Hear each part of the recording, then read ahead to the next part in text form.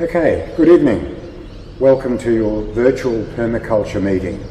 Phil Moran is my name and I'm from Noosa and District Landcare Group.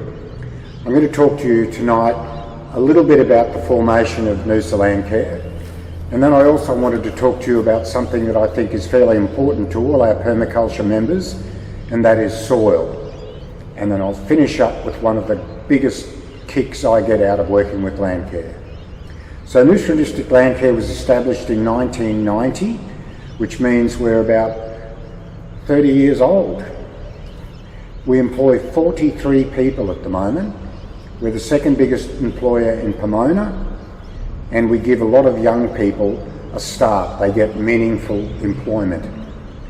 It wasn't always so, and as you will be looking at some of these slides this evening, you can see our first nursery was 1993, and it actually had an outside dunny in it. We've moved on since then, and last year, in the year 2018 and 19, we grew and planted 382,720 trees in 1 year. That's a big difference. Station Place is directly opposite the pub in Pomona, next door to our original office. And this is another huge improvement. This was Railway Department land that Kim Madison, our administration manager, negotiated with Queensland Rail for many years to get the lease on this land. We've now turned it into a public space where people in Pomona can sit down in the shade, have their lunch, and we also showcase our wonderful native plants, which of course then entices them to come and buy them. The picture I'm showing you now is of a sediment plume in Laguna Bay in 2011. Most of this soil comes from Kinkin. The Noosa River has two major arms, the Upper Noosa River, which is pretty good. It's a sandy substrate and it goes through National Park. The stuff in Kinkin is colloidal clay, and because of historical agricultural practices, quite a lot of the trees have been cleared, and when we get floods, we get erosion. So we wanted to do something about this. So we commissioned a LiDAR change analysis study. LiDAR just means light detection and ranging. So it's a plane that flies over, sends a laser beam down, which bounces back up to a receiver, and then you can compare two runs. The images that you see on a normal plane is just a topographic map, like that. This is what it looks like under LiDAR imagery. And when you look at the change analysis data, it comes up in different colours.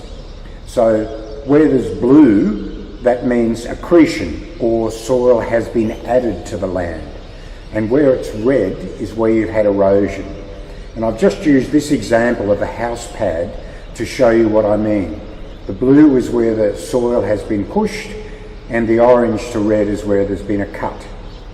Now, when we had a look at this in the catchment on a broader scale, we were then able to see where the landslips were, and we could then focus our attention on those areas.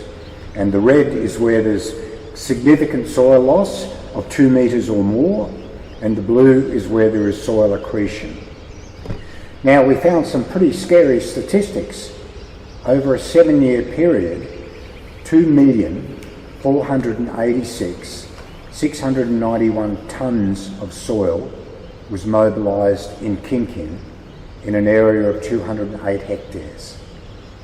When I say mobilised, I just want to be clear, it hasn't all gone out to Laguna Bay, it's moved. But what we need to do is to do some remedial work, working with the landowners in Kinkin to try and hold that soil. Soil is so important. Permaculture people know this. I've always said I'd much prefer to have a paddock full of weeds than a paddock of bare soil. So we're very lucky in Kinkin to have interested, enthusiastic landowners that we're working with, and Noosa Landcare is trying very hard, working with our council, to get some small incentive grants so people can get their stock off the creeks, do some fencing and do some replanting along these landslip prone areas. So that's the tree side of things.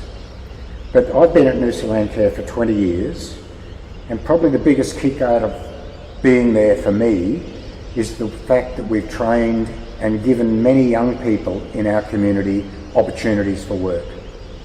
I'm so proud of these young people. We work with the state government. The program is called Skilling Queenslanders for Work. They have 9 to 10 participants per round, and they go for approximately 6 months. They come to us, they get accreditation, training, safety, first aid, and among everything else, they get a meaning to their life.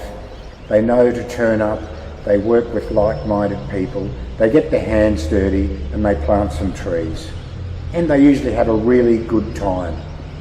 We also offer year-long First Start traineeships, and we've done 12 of these, and I'm really pleased to say that 9 of those 12 trainees are now either employed by us, well 9 are, and 3 have jobs in the industry.